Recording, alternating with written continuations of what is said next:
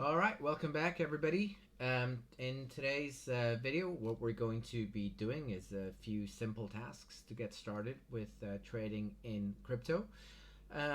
In the prior video, which was swapping on a DEX, we went through the idea of sending some assets to your MetaMask wallet, and then using a decentralized exchange, creating a simple swap for USDT to ETH or USDT to Matic, whatever that may be.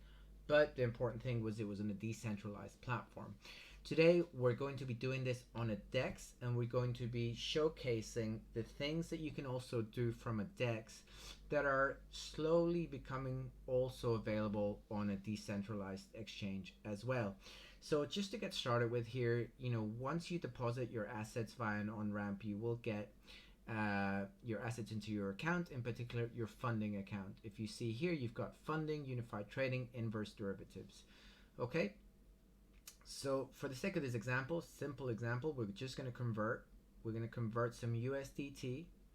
So in fact, I'm going to convert it all, right? And I'm going to convert it all to USDC. All right. And what that's going to do is going to give me market rate minus, in fact, it's actually charging me zero fee, so it's just doing a market rate. It's giving me 14 seconds to confirm, and that's because, generally prices of these assets fluctuate, so you've got a very, very limited amount of time to confirm it. In this case, however, we are swapping to stable coins, which is by the by, because it doesn't really matter. The fluctuation should pretty much be the same. Okay, let's go back to the funding account, and you can see I've got my USDC, and what I'm going to do is convert that back. Again, simple swap, USDC to USDT. Okay, so I've got all my assets here. I'm going to convert the max, convert it all, get the quote, and push it through once again. So that's a very, very simple example. You can swap from USDT to BTC to ETH to ADA, whatever you want, as long as the option is available there. Now, this is swapping at immediate market rates, which is sometimes you might want to do that. Other times what you might want to do is buy or sell at a given price, in which case you need to use what's known as unified trading. Okay, let's see what I've got in, in fact, let's go from my funding and let's send some assets, right? So I'm gonna transfer some assets from my funding account to my unified trading. I'm gonna transfer all USDT. Excellent. All right, that's gonna take a wee while, but then once we're here, I can hit trade and do spot trading, and that will be accessing my unified trading assets. You can see I've got my 23.6 USDT available here. Now here the key thing is you can either buy or sell assets, and you can set limit entry prices or market entry prices. Okay, so for example, if I want to buy at the market rate, and I want to buy 50% of my 23 USDT, that would be $11.8. I can just buy that with a simple click. Let's, for the sake of this example, let's just set it to a lot less. I'm going to make a hard purchase of at the market rate. So in fact, we can see this here in our order history. I've made a simple order of $2 at the market rate, which was 63,417, and that's got me this amount of BTC, negligible at today's rates. If I want to buy a limit order and I say, well, listen, 63,000 is a bit high for me, so I'm just going to hit it at 60,000, and I'm going to spend 25% of my remaining capital, in this case $5.22. So I'm going to click next, and it's going to generate an order. Now you'll notice here, this is my previous order, which was at market rate, meaning that it was immediately filled. My open order, because BTC is not at 60,000, remains open here until such a time as I either decide to close it or it gets filled. Okay, for the sake of this example, I'm going to cancel it now. You've seen the order be created here. Fair enough. All right, then you can also sell your assets. Okay, so I've got a limited balance of BTC available here. Okay, and I'm going to sell some of it and I can sell some of it at a limit price. So let's say if I wanted to sell it when Bitcoin hit 70,000, I could say when it hits 70,000, I'm going to sell 25% of my assets, and it tells me it's too little what I'm trying to sell, so maybe a little bit more. Yep. Okay, and what that's going to do is that's going to create another current order to sell at 70,000 for $4, and at the moment it's not filled any of the order that I've proposed, right? Because obviously Bitcoin still remains in the 63,000 range. The other thing you can do is I can do market, and I can sell maximum, right? And that's going to sell my remainder BTC at the current market price, regardless of what it is, right? If I would just want to sell it in any case, whatever, it doesn't really matter to me. I can't wait for the market to go up or down. I just want to sell it straight away. I'm just going to sell it right here. Okay, so that's been filled, and I'm only then left, you'll see here in your order history, your sell has been purchased or has been completed here, and I've still got my open order to sell at 70,000, which for the sake of this example, I'm going to close right now. Okay, so that is trading, but that is effectively spot trading, right? So you're setting up an order at a given limit or not, and you're buying the asset as and when you deem necessary. Okay, as and when you deem it's a good price. The other type of trading you can do is you can open longs or shorts. So at the moment, I think on my unified trading account I haven't got any assets. So what I'm going to do is I'm going to transfer these 5 USDT to my inverse derivatives account. Hopefully that should work fine. Okay, and then in my inverse derivatives I can then place a different type of order. Okay, here, and I won't be able to do this here because I haven't KYC'd properly, but here what you're saying is I want to the first thing is whether it's isolated or cross margin. So when you do it cross margin, it may use assets in your portfolio. If this gets liquidated, I definitely don't recommend it. I definitely recommend isolated margin, because it's much easier to maintain. And when you leverage your longs or your shorts, you can do it in them. Well, when you do your longs or your shorts, you can leverage them, right? Meaning that if you enter with $10 and you do a long with a 3x leverage, you're effectively trading with $30. That does come with the downside that your liquidation prices will be a lot tighter, right? We'll go through an example later in a different platform that very, very clearly shows you what I mean here. So, and again, once you can either do a limit or the market. So let's just go with the market, and if we change this, actually, because in my example it's BTC USD. Okay, I should, no, not USDT for some reason. It's BTC USD. No, funny. Okay. Okay, there we go. So you can see here you can do an isolated up to 100x. That's crazy because using leverage is very, very, very risky. When you do it at 100x, your liquidation price could be 63,100, which is not impossible for it to hit it within the next 10 minutes. So you'd be immediately liquidated, right? So your gains would be high, but your liquidation price would be very, very, very close to the current price. Okay, so I would typically not trade with anything more than 2 to 3, and that for me is enough to fulfill my risk appetite. Okay, so let's just hit confirm there, and again, like I said, it won't let me do it because I am not KYC'd on here, but I'll show you a page where you can. So if I buy long, you see it's restricted. I need to do some KYC, and this you might encounter from time to time, but rest assured there are other methods that are set up deliberately to circumvent this, that are of course completely legal. Okay, so we're going to go now to GMX and HMX, which are two decentralized perpetual exchanges. There is a great many deal of these. These are the two that I'm most familiar with. Feel free to interact with whatever protocol you deem relevant.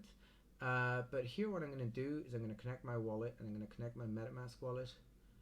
Okay, and here you'll see that it's connected to my MetaMask wallet, which ends in 5DA6. Okay, and I've got some Ethereum on here, and I should have some Arbitrum as well. So again, because Arbitrum is not available on my wallet, I will need to get to CoinMarketCap and import the token from the contract address. Always get in the habit of doing this, as it is particularly useful when it comes to getting visibility of your wallet. Okay, for some reason that doesn't seem to have coded correctly. No, that doesn't. No, that's not correct. Copy that to clipboard, and I'm going to import the token. For some reason it's not seeing the asset here. Okay, so what I'm going to do is I'm going to send some USDT to Arbitrum, okay, so that I can actually put a trade through.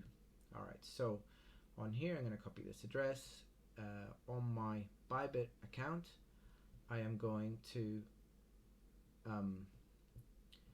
go to my funding, and I'm going to hopefully, let's have a look at this. Okay, so on my funding account, on my unified trading account, I should have some assets that I can play around with. So I'm going to transfer that to my funding account, and then from that I'm going to send some of this to my Arbitrum wallet. Okay, so from my funding I am going to withdraw. Pretty straightforward process. Again, copy paste the address for peace of mind. I'm going to paste the wallet address, and I'm going to change that channel to Arbitrum 1, the chain to Arbitrum 1, and I'm going to send just $10, right? I don't need to send the full thing. And of course, if you've configured this properly, like I've been recommending you will need two-factor authentication, right? Just for peace of mind, to be safe, etc., etc.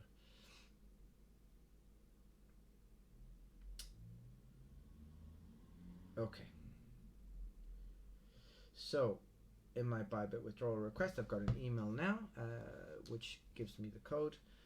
This 2FA is important, particularly with Google two-factor authentication. I would argue that Google two-factor authentication is important until the point where you lose your phone.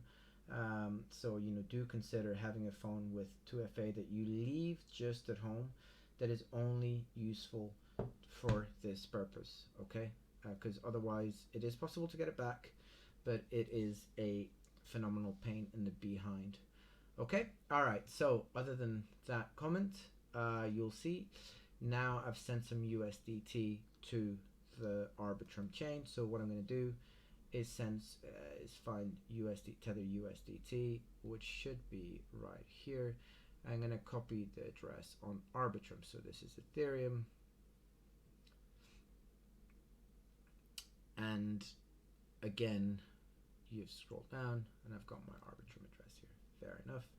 So what I'm going to do is I'm going to import the token and click next and import that. So hopefully that Bybit withdrawal, again, you can check history and you can check history of withdrawals, and you can see the status of it, right? So it's successfully transferred. Okay, so hopefully it will just be a matter of time. 2AD6. Okay, so hopefully it will just be a matter of time before my 996 shows up there. Excellent. So I've got some Ethereum on Arbitrum, and I've got my USDT. So what I'm going to do is I'm going to GMX, and I am going to do a transaction. So I'm going to trade Consequently, when you trade on GMX, as when you trade on HMX, you can see that there's a great deal of trade pairs that you can do.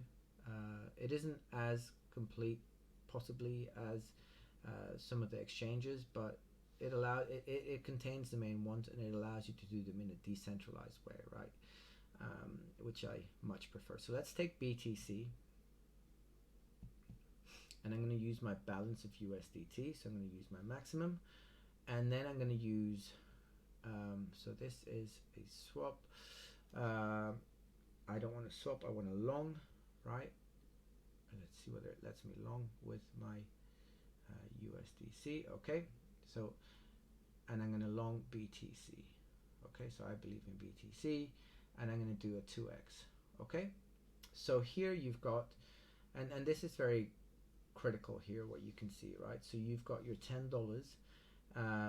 When you're longing it with the 2x, you're playing around with this amount of cash, which is this amount in BTC, as driven by the leverage slider, right? So if I drive this all the way to the right, you can see that if I do a 50x, my entry price will be 63,686. My liquidation price will be 63,161.